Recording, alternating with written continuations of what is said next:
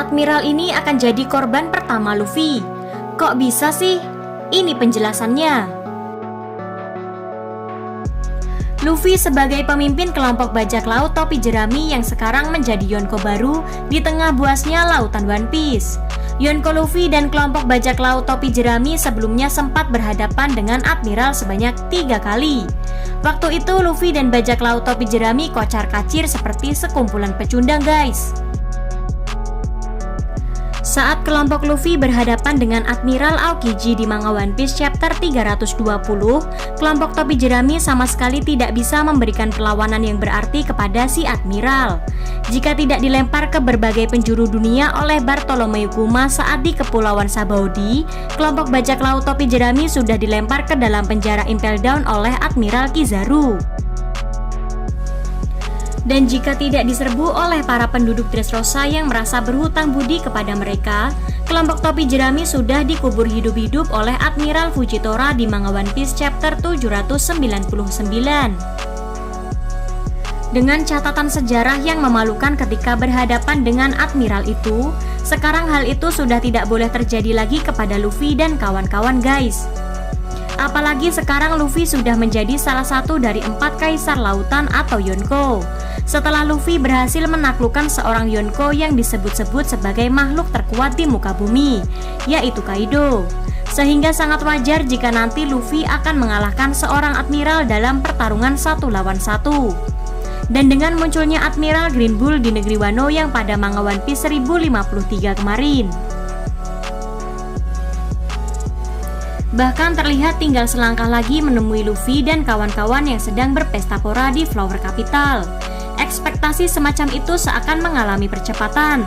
Kita tidak perlu menunggu lebih lama lagi untuk melihat seorang Admiral rontok giginya terkena pukulan Luffy. Tapi apakah hal semacam itu mungkin terjadi guys? Semuanya mungkin saja terjadi ya, karena tidak ada satupun dari kita semua yang tahu apa yang akan terjadi di One Piece ke depan. Namun jika berkaca pada kasus sebelumnya, justru diragukan jika Luffy mampu menghadapi Admiral Green Bull atau Ryokugyu seorang diri. Selain dari kelompok Luffy topi jerami, di sekeliling mereka saat ini juga banyak petarung hebat guys, seperti Trafalgar The Waterloo, Eustace Kid, dan para samurai negeri Wano yang tentu saja tidak mau jadi penonton saja. Tapi apakah sekarang Luffy sudah mampu mengaktifkan kemampuan awakening buah iblisnya secara sadar atau belum?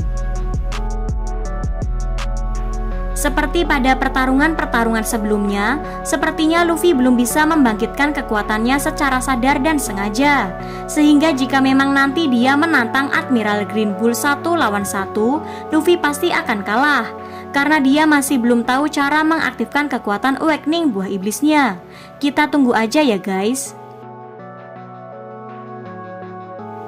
Memang benar awakening bukanlah satu-satunya kemampuan yang dimiliki Luffy untuk bisa mengalahkan Admiral Green Bull ya guys. Luffy sudah menguasai haki level tinggi, dan Luffy juga sudah melapisi serangannya dengan Houshoku Haki seperti yang biasa Kaido lakukan. Tapi dengan munculnya awakening buah iblis yang menjadi penentu kemenangan pada puncak pertempuran di Onigashima, sepertinya Oda Sensei sedang berusaha menunjukkan supremasi kekuatan buah iblis seperti zaman dahulu ketika konsep haki belum diperkenalkan. Jadi pemenang pertarungan dalam melawan Admiral Green Bull nanti sepertinya akan ditentukan berdasarkan kekuatan buah iblis siapa yang lebih unggul. Dan jikalau Luffy tidak mampu mencapai awakening lagi, maka jelas Green Bull lah yang akan lebih unggul. Meskipun begitu guys, Green Bull yang datang sendirian ke Wano akan kalah dalam pertempuran ini. Karena satu kapal perang yang dia panggil sepertinya baru akan datang seminggu lagi. Yah, lama banget sih guys. Seperti waktu yang dia butuhkan saat datang ke negeri Wano. Sementara dia seorang diri menghadapi seluruh petarung Wano, tidak akan cukup stamina untuk terus bertarung selama itu. Sekuat apapun Green Bull pasti staminanya ada batasannya kan guys. Dan jika memang nanti Luffy bisa dikalahkan dalam pertarungan 1 lawan 1, bukan berarti seluruh anggota topi jerami dan aliansinya akan langsung bertekuk lutut dan menyerah kepadanya begitu saja. Atau justru hal ini akan terbalik guys, Green Bull akan kalah lebih dulu dikeroyok para anggota topi jerami yang lain sebelum ia sempat menantang sang Kapten Luffy. Karena di saat yang sama, kelompok topi jerami juga baru saja mendapatkan power up yang tidak main-main setelah kembali dari neraka guys. Seperti Zoro yang sudah membangkitkan kemampuan baru sebagai sang Raja Neraka. Sanji yang selama time skip ternyata juga dapat upgrade kekuatan fisik yang gila gara-gara memakai red suit warisan keluarganya.